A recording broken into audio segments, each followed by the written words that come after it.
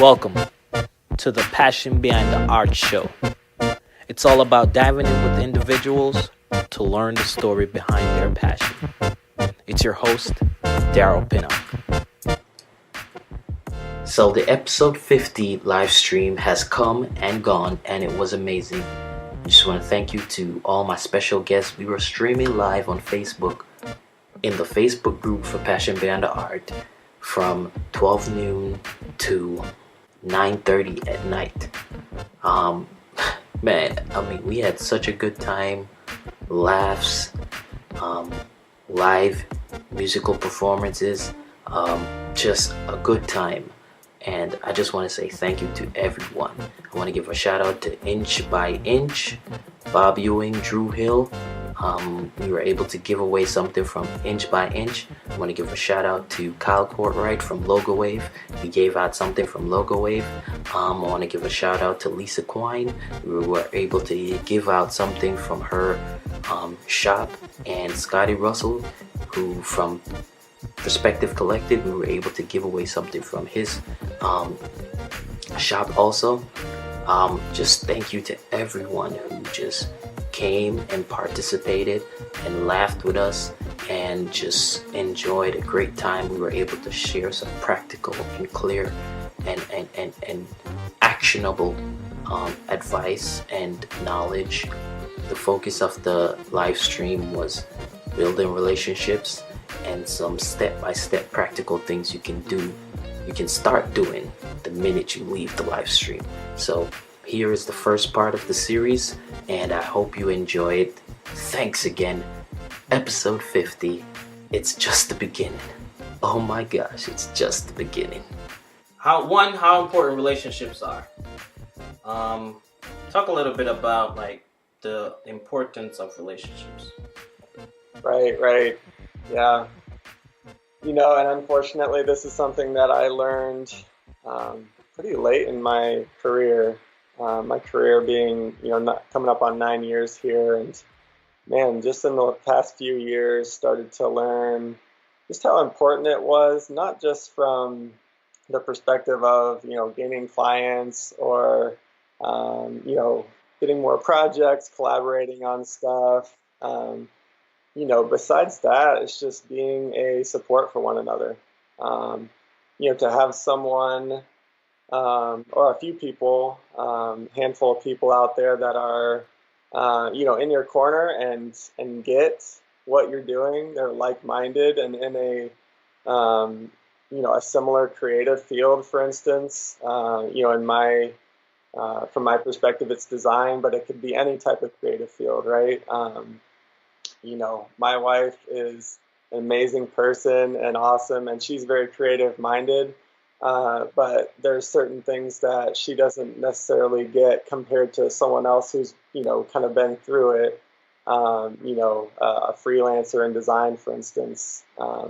So, it's, there's a difference there, and no one ever likes to feel like they're in this alone, and so just from that perspective, to have a band of brothers, band of sisters, maybe a little bit of both, kind of in your corner and coming along, feeling like you're kind of coming along for the ride. You can get feedback, critiques, things like that.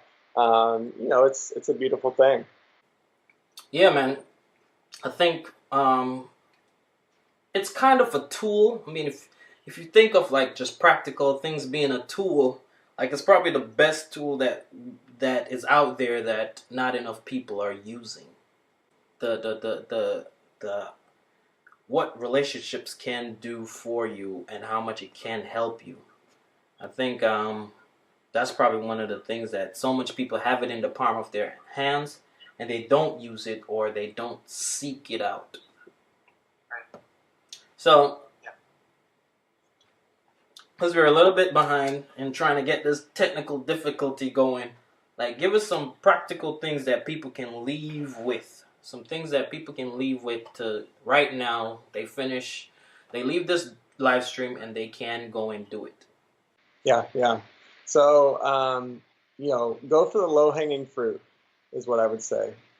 So to me, number one on that list would be Google My Business, so local SEO, search engine optimization.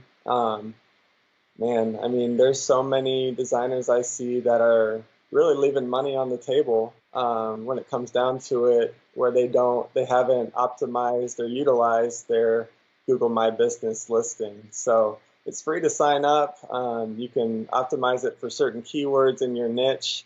And then obviously have those relevant eye-catching images in there. Ask some of your past clients to give reviews, so you have those solid reviews on there. And that's really easy. That's a quick win, and those are the best kinds of wins there. Number two, I've had a lot of good things happen from just hopping on a call. So I think, Daryl, we've talked about this a little bit in the past, but man, I wrote a post a while back. I started to realize, man, I was strictly email, or mostly email.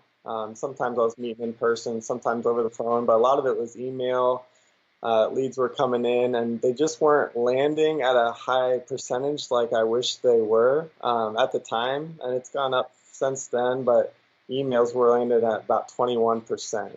And I started to hop on a call here or there. I was like, wow, I'm landing more of these clients, when I can actually talk to them, and it makes sense, but it's one of those things you don't really think of, at the beginning, or I didn't at least. So I just started taking the stats from it, and it was 65% over the phone.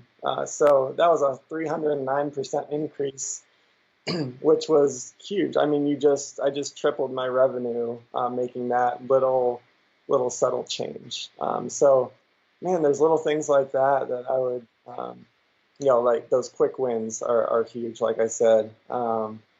Social proof is another one, having those testimonials, case studies. I know a guy named Derek Halpern, pretty well-known digital marketer, has the perfect testimonial, which pretty much outlines, it shows the structure of what a really powerful testimonial looks like. And that's the problem, the solution, and the results. So if you can get some powerful, excuse me, some powerful testimonials on your website, if you don't have a website, social media, be reeling those off so people can see, wow, this is a customer, or a client that's, that realizes this person does good work, quality work, whatever it may be, and they're more likely to trust you in the end. So it's all about trust and credibility, and testimonials do both of those things. Man, again, with social proof, awards, media mentions, showing bigger companies that you've worked with, even showing that you're a thought leader in your industry, like what you're doing, Daryl, with the podcast. That adds value to potential clients coming in, and you're a thought leader, in the space here. You can write an ebook, start a blog. I mean, there's so many things that you can show that you're a thought leader in this space, which again, adds that credibility and trust for potential clients coming in. And then the last thing I'll say is, qualified leads. Where do you find them? That's the biggest question I get from creative types, whether you're a designer, artist, illustrator, whatever, a musician. Remote.co is a good one. Dribble, LinkedIn ProFinder. Man, there's a study with LinkedIn a little while back with after 100,000 posts were kind of aggregated between Facebook, Twitter, and LinkedIn, and over 80% of the business-to-business leads were generated from LinkedIn. So I think a lot of people can tend to focus on Facebook and Twitter, and I'm maybe a little bit too much at times, and forget that LinkedIn is this giant that's sitting and waiting there. And man, I've even recently got some good leads from LinkedIn just from posting what I'm working on. So that's another quick win. I'd be happy to send you guys a link to my latest like checklist here. It's pretty much how to attract, win, and keep clients. I'll just put that in the comments there for you guys. But yeah, he can. That's a free download. That has helped a lot of designers out. Have gotten a lot of encouraging words from it, and it's just kind of a roadmap for you on how to get those qualified leads along the way. Well, dude, I really appreciate you coming on. I really appreciate you doing this. I appreciate you just being an awesome sport, man. No worries. This is great. This is great. Thanks for having me on. And man, congrats on 50. I mean, this is exciting. I'm excited for you. You're providing some serious value for your listeners, and I've listened in along the way too, and it's just been value packed for sure. So thank you so much. I appreciate it, man. Well, thanks again. Thanks for just being you, man. And I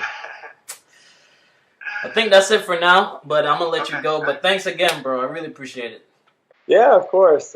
And I can, for people that are on here, I'll put some of these people in a hat, and I'll give away a free entry on Logo Wave Awards International. So someone can have a free entry, and I can talk further about that in the comments. But yeah, I know you got other people coming on, so I'll get out of here. But thanks again for having me on, man. Appreciate it. So all those who are you designers that's on, he's going to give away a free entry to Logo Wave. You have the opportunity to get an award and win a cash prize of $1,000. Is that correct? That's correct. That's correct. You're entered for a chance. That's right. And a trophy too. So some good swag there for sure. I appreciate it, Kyle. All right. Thanks, man. Take care, guys. For those who don't know Diane Gibbs, I truly appreciate this lady a lot. She's the definition of someone that will push you and to help you along the way while she's pushing you. And I appreciate her a lot. I'm like driving a buggy then. Sometimes the buggies have great wheels and sometimes they don't have such great wheels. Sometimes you need a new wheel on your buggy. That is the truth. So, Diane, the two things that we've kind of been focusing on was, the first thing is relationships. Okay. I feel like that's not something that we think about, just in the general public, of how important that is to our growth and, just our lives, So just kind of talk about how relationships has benefited you. Oh, totally. And I feel like, so even how we met, right? You were volunteering at Creative South. You had gotten gifted a ticket and you were generous enough with your time and you gave me some hours and helped me at Creative South. And I always think it's a blessing to be able to do that because you get to meet people that you wouldn't necessarily always meet because you're pushed together with people. Right. But it ends up being a great kind of conversation starter. And I think it's, you're not super shy or anything, but for people who are, it can be really, it gives them something to talk about because they have a purpose. So meeting people hasn't ever been an issue for me, but I think having, it's not just about meeting people, it's about building relationships and friendships. And so for me, I feel like it's important to meet new people, but it's also important to maintain the relationships that I have. So that's probably, I do better in the design world. My in-person friends probably are like, yeah, we never see you, Diane. So that's probably something I need to work on. I mean, that is true. It's like, I forgot which one of my guests I was talking to. It was just like, you have your creative friends, and then you got your friends. And it's like, it's weird. But I think for the most part, for me personally, I'm experiencing this crossover where my creative friends are becoming my friends' friends. Yes, absolutely. Which is, I guess, the best of both worlds. It is. It's really, I really do feel like my creative friends, but I also feel like we're not supposed to just be in a bubble. I feel like that's how we, as designers, I think it's really important that we continue to go out in the world and do other things. And I'd probably say the last 10 years, I've been really bad at that. Not that I'm good at it now, but it's something I'm thinking about working on.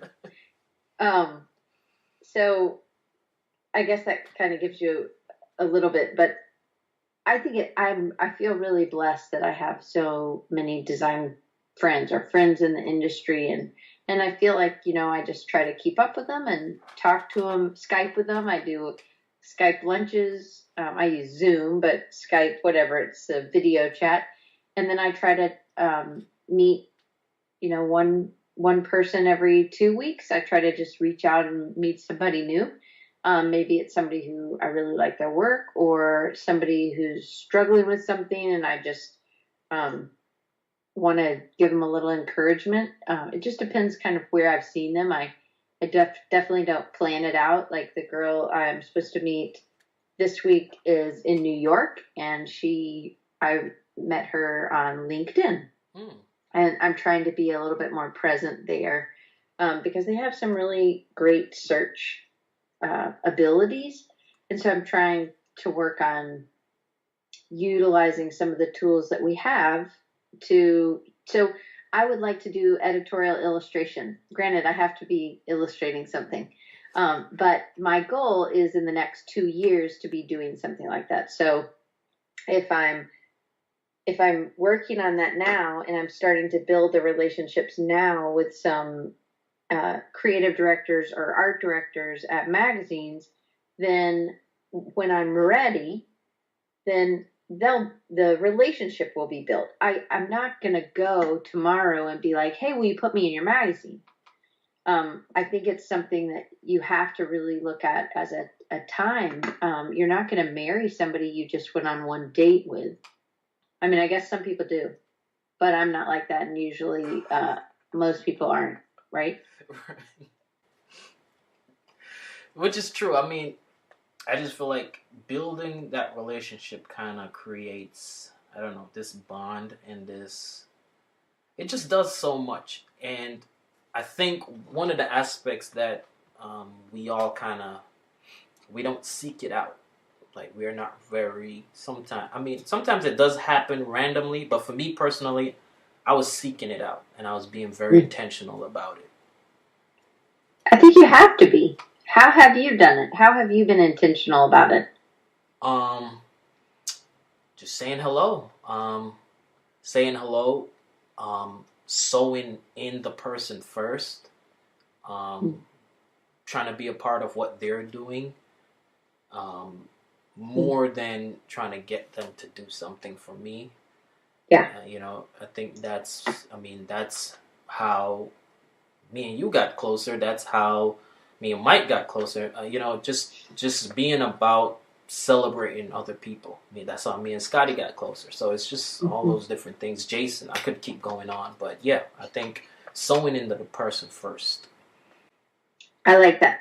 I think that's terrific. And I think it's also being present where you are, where you and I are part of a Bible study that's on Monday nights, and you come. I mean, we did both have missed some, but we're both present and we come. So it's about consistency, being there. So it's answering somebody's email, or answering somebody's, or responding to something that they write, or if they post something, or like doing this with you today is a way that we get to hang out.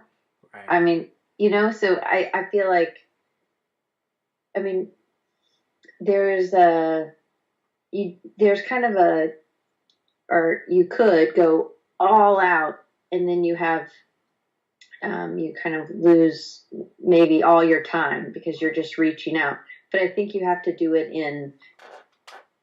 in moderation, I guess. my dad would laugh because that's his thing. He loves saying moderation in all things, but I think you really do. That's why I try to connect with somebody who I've already connected with once during the week, and then in a 2-week period, I try to reach out to somebody new. Because I'm also doing a podcast, so I'm talking to new people all the time. Right. And sometimes I'm just talking to people, not necessarily to be on the podcast, just talking to them. And it gives, and then I'm able to follow them, and I'm more invested in what they're doing because I want to see them succeed. Right. And I think you're a lot like that also. That is the truth. Like, I get joy when people that I know are doing something and they're experiencing something. Like a friend of mine, he's probably up next. He's now working for Simplecast, which is the host company for my podcast, and a few others, Creative South. I'm not sure who you host with. SoundCloud. So he got hired to be a part of the Simplecast, and I felt like I was the one that got hired. You know what I mean? That's awesome. I was excited for him. So, yeah, well, Diane, that's awesome. What are some practical things that people can do after getting off this live stream? So I would say if you want to build relationships, I would say one of the easiest ways, and I can't see the feed because I can't do both. So I'm totally basing it off of what you're saying. So if anybody has a question or a comment, I guess you can read it to me. Yeah. I would say just reach out to somebody because we're all just people. And, they might be busy this week, but maybe you could schedule something in a month, and I would just say, reach out, there's so many people that I connect with, but I don't necessarily reach out to. So there was this one guy who I had accepted a friend request, or he accepted my friend request, and then he messaged me, which is, normally you say, oh, now you and so are now connected on Facebook Messenger or right. whatever, or LinkedIn. And it's like he took the extra time to say, hey, I just wanted to say hey, or whatever. And it started a conversation. And I think sometimes it's just as easy as that. And if you want to kind of grow your, so it's not just about me growing, it's also about all the people. If the more people I know, the more people I can help, right? Because right. I'll figure out that so-and-so needs something that Jody can do. And so then I connect Jody and so-and-so. And so I feel like I really like reaching out and meeting people. I'm not always trying to do anything with that or use them for anything. I mean, I get a lot out of our conversations, to be honest. Whenever I talk to anybody, there's something I'm always learning, because I think we all learn at different speeds, and at different things. And sometimes you just need somebody else to tell you their story to be able to be like, oh yeah, that's kind of like me. And like yesterday I interviewed Lisa Glanz, who's on the Honest Designers podcast, and she's a great illustrator in South Africa. And I was there, I was interviewing her, and then my friend Kim was there in the audience, and she heard something that I know I heard it, but I just it didn't reach me because that wasn't where I was. And so Kim was like, oh yeah, this, when she said that. And I was thinking, man, I didn't even remember she said that. But I'm sure she did say it. It hit her where she needed to hear it. And there were other things that hit me where I needed to hear it. And so I think it's just really cool how we work and grow, and how our bodies work and our brains work. And I just think God's pretty amazing that he put all of that together, because it's really messy.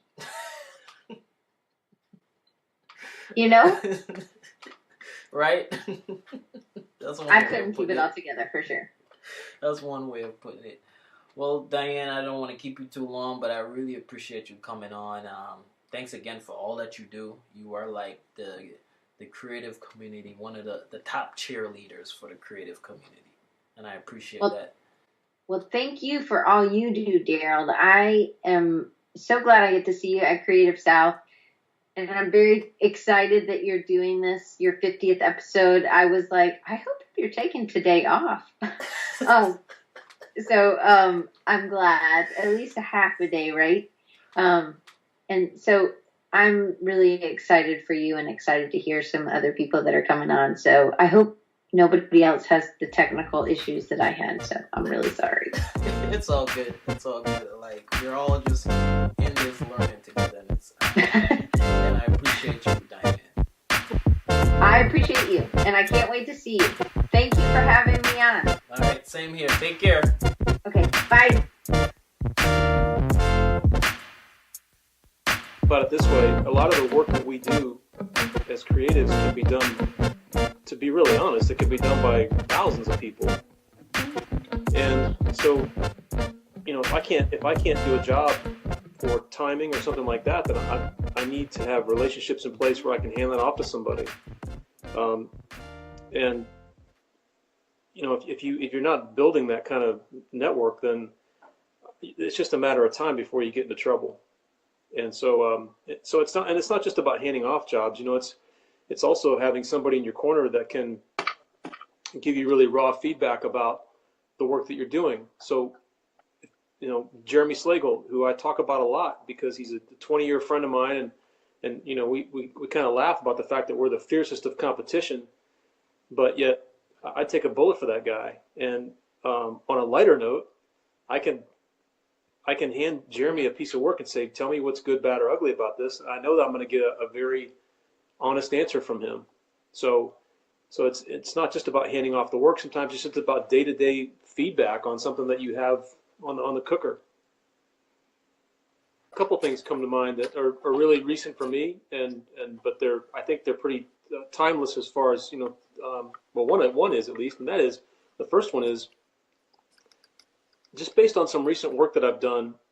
The client was called Sweet Carrot, and you guys can see it online if you go to my Instagram feed, or if you go to Sweet Carrot's feed too. But the work was about, the concept for the work was about telling a story, and the story was about the what if, or the idea was, what if you go into a rabbit hole, or you're standing down inside under the ground and looking at other rabbit holes, kind of like a ant farm view.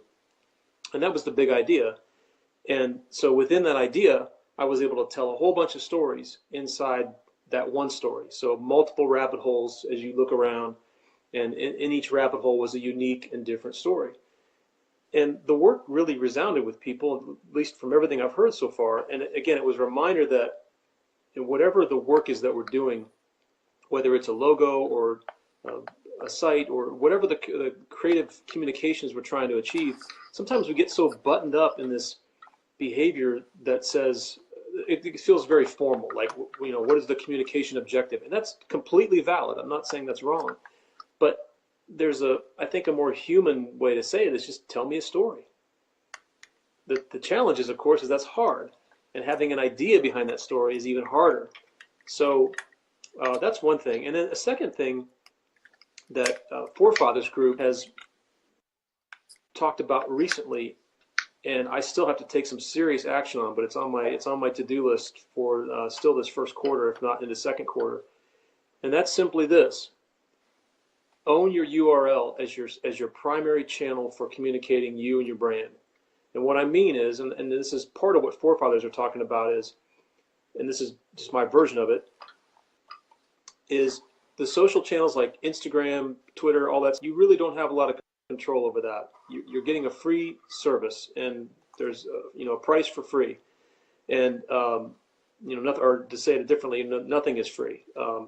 So when you look at Instagram and what's going on with the algorithm, and you look at what's going on with the ad structures that just seem like, my gosh, every 4 or 5 posts is another ad or recommendation or whatever thing I don't want to look at. You can't control that, but you can control your URL, your whatever.com. But I see people out there, running old blogger platforms, can't control that for their site. And I'm right now, I'm using Squarespace, and I love Squarespace, but I still have that urge to just do a custom coded site because that's completely in my control. And so, yeah, I'm kind of a control freak sometimes, but it's and that's a big part of it. But when I say control, I mean you get to customize your story the way you want it, anytime you want it. And with that, all roads come back to that site. So I'm not saying that social channels are wrong, because I certainly, beat the heck out of Instagram, a little bit of Twitter. But in recent months, I quit Dribble. I'm questioning my use of Twitter, but I'll probably keep it because, again, those things, I want to see those channels as a means to point back to that main URL, the mothership, if you will, the URL that I can own, which is Menges.design. So that's a big challenge, because I think it's real easy for us. There's a reason why IG is so popular. It's easy to click and go on that thing and click and scroll and all that. It's a lot more work to say, all right, you know what, I'm going to start laying down chunks of time, blocking time, and getting pieces and parts done towards that end, which is defining my URL in a better way, a more clear way. Which is a third thing that I'll say, and then I'll shut up for a minute. And this is something I'm really challenged by lately, because it put me in a really bad hot spot the last few weeks. And that is, in terms of planning, something that I'm trying to get in a better habit of is the simplest thing. And it's just blocking time to do the work, but not just blocking time, but padding the time that I block. So simply put, if I say that task is going to take 4 hours, just give it 6 and commit to that 6 and leave that time clear. Turn off distractions. So those are 3 things that are pretty hot topics for me lately, I guess. As I said, like, a part of this is for me to just kind of love on the people that I really appreciate through this whole process. And you're one of those, man. Like, we don't talk as much as I would like, or I know as we would like, but like, dude, like, your wisdom is always well appreciated. Always doing your thing, and I really appreciate it, man. I really appreciate it. Thank you. Well, I got to say it again, because we talked about it on the podcast. We wouldn't know each other if you hadn't just been a good dude at Creative South this time last year, and just walked a Sharpie across the way to keep us moving on that Bentley, man. That was really sweet. Seriously. Yeah. I mean, I didn't even think about it. It was just like, oh, we're looking for we need a Sharpie. We need a Sharpie. It was like, it's funny. We're at a creative conference. I got like dozens of Sharpies in my backpack that I had with me that night. So for anybody that doesn't know what we're talking about, this time last year, we're at Creative South. Mike Jones figured out some deal, local detailing shop brought in a Bentley. I think it was an 06 Bentley, I forget. But anyways, a Bentley sports car. And we had 2 teams on either side of this Bentley, and we were inking this thing up, like live drawing on the car for an hour, I think it was, or something like that. And so we're, there's a lot of pressure because it's a competition, and there's music playing and smoke and people yelling, and just, it was fun. It was crazy. And at one point, pens are pens. They're fallible, and they break or they run out or whatever. And I just needed a particular pen. Don't remember why. And Daryl, just guy I didn't even know, just like sees the need and just walks this pen over at like the most critical moment for me. Not that we're saving lives here, but it was its own little pressure cooker, So Daryl walks his pen over, and I'm like, this is the nicest guy right now. Just serving a need that is, again, in my little moment of time, in my little universe, was important. So anyway, we lost, by the way, but your help was really appreciated. Yeah, it was fun, man. It was fun. I can, as I said, as we were talking about this, no, I figure most of the people that are on right now know about Creative South, but when this goes out, there will be people that will be listening that doesn't know about Creative South. Right. For me, the best conference, as of right now, the best conference. Yep. I agree. The atmosphere is epic. The atmosphere is epic. Yeah, it's if anybody's considering or not sure what it is, it's just a super laid back Southern style creative conference. You know, I'm going to say this because, you know, I'm just going to go ahead and say it. I heard something the other day. Somebody that I know, I don't like to gossip, so I'm not going to name names, but somebody in the creative industry said, I don't go to that because it's Christian South. And I was like, you know, I know I'm unpacking a bag of worms right now, or a can of worms, or whatever. But let me just say this about that. I think Mike Jones is one of those kind of dudes who really knows how to walk the walk. And when I say that, I mean he knows how to invite everybody to the table. And in that process, yes, there are people that are Jesus followers that come to the conference and they speak their mind, just like folks who don't want anything to do with those, you know, freaky Jesus followers. So in that atmosphere that Mike creates, you know, when he talks about come as friends, leave as family, in that atmosphere, there's just a safe, healthy, is probably the best word for it, atmosphere of fellowship, friendship, people just hanging out and just, you know, having conversations. You know, Jason just said something, I'm going to quote it because it's perfect. You know, Jason said it's a design conference that happens to be run by a Christian, not a Christian design conference. I think that's a great way to put it. So I'll just stop there. Thank you, Jason. Facts. Drop the mic. Exactly. Anyway, outside of that, it's man, you know, look at the roster. Look at the roster for Creative South the last 7-8 years. It's fantastic. So, and I mean across the board. It's amazing. Well, Dylan, thanks again for coming on, man. Thank you. Really appreciate it. Thanks for being a part of the celebration. Thanks for like joining me on this journey since I've started just getting to know you. I appreciate everything you do, man. You too. Thanks for doing this. It's been fun as usual. And I'll see you in Georgia. For sure. Okay. All right. Cool. Thanks. All right, man. See ya. I want to say thank you so much for listening to this week's episode. If you want to get in touch with me, you can reach me at DPCREATES on Instagram or Twitter. And please leave me a review on iTunes because that helps the podcast to grow. Thanks again. Be blessed.